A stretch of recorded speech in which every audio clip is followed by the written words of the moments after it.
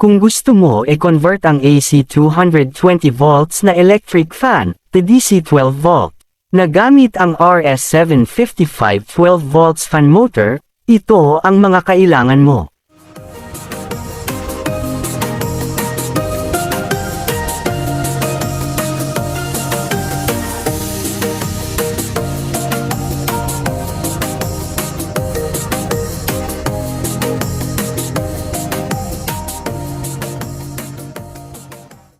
Wala naman polarity ang RS755 12 volts fan motor.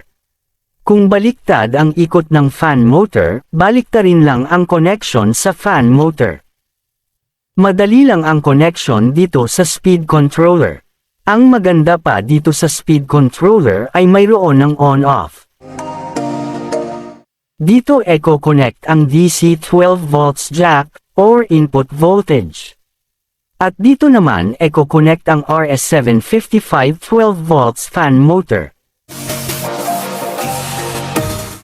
Madali lang ito i-installed sa housing ng AC 220 volts na electric fan kasi compatible ito. Ito pala yung housing ng AC 220 volts electric fan. Actually, natanggal ko na ang motor ng electric fan. Tatanggalin din ang bushing at ang lock niya. Ganon din dito sa kabila, tatanggalin din ang bushing at lock. Ito depende na lang sa inyo kung ang connection ay direct or ganito na plug and play lang sa fan motor.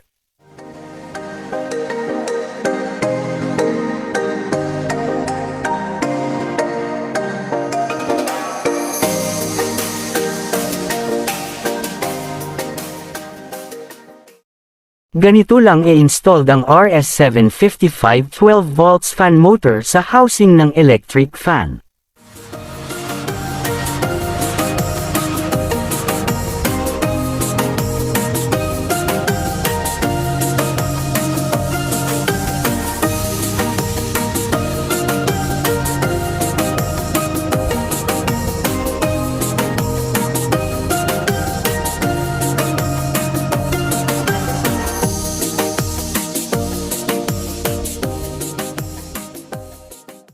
Napakadali lang i-install ng RS755 12 volts fan motor sa housing ng electric fan kasi compatible siya sa housing.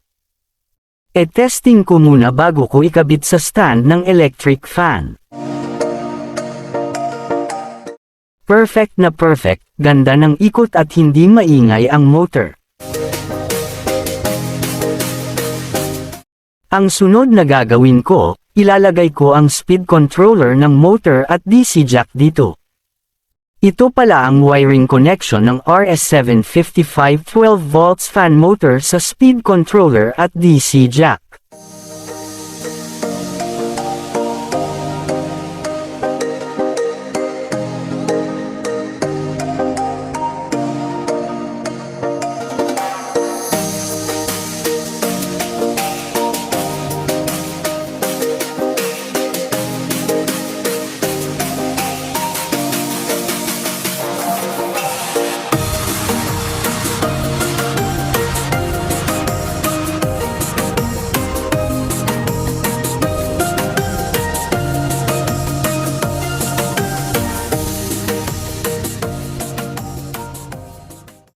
Dito ko pala kinabit sa gilid ang speed controller at DC jack.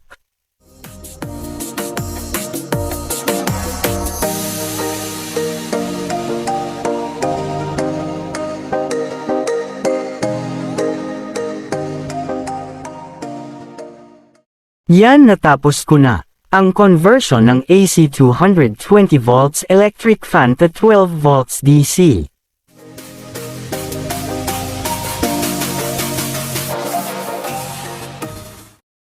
Successful ang DIY projects natin.